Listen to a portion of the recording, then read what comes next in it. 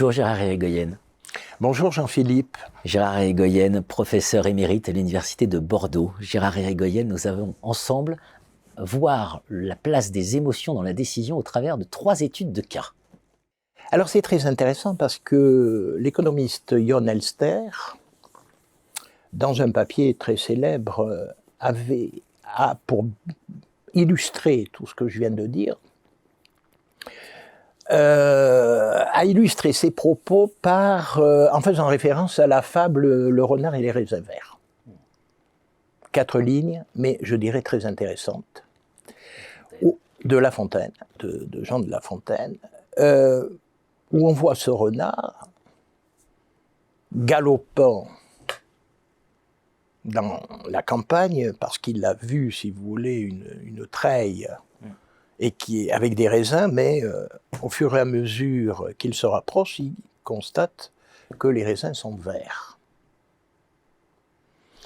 Et donc on va être... est-ce qu'il y aura révision des croyances initiales?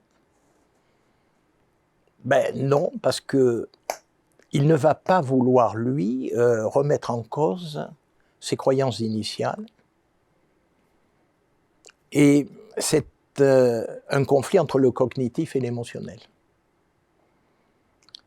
Et c'est ce que Elster appelle la duperie de soi. Il préfère ne pas renoncer à sa croyance initiale, conserver sa croyance initiale, mais ne pas se remettre en cause. C'est très intéressant, au fond, comme idée.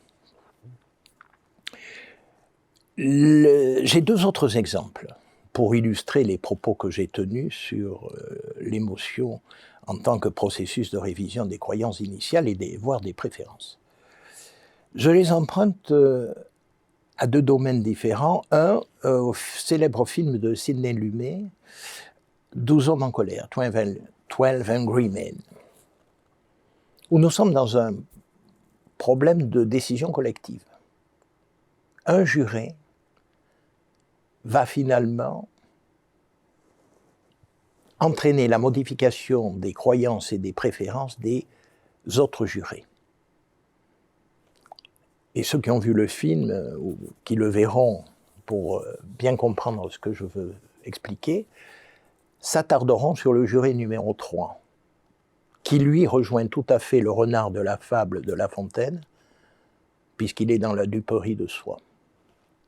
Le deuxième exemple qui illustre parfaitement les propos que j'ai tenus sur décision et émotion, je l'emprunte à un article qui a été écrit par Bowen McCoy en 2012 dans la Harvard Business Review,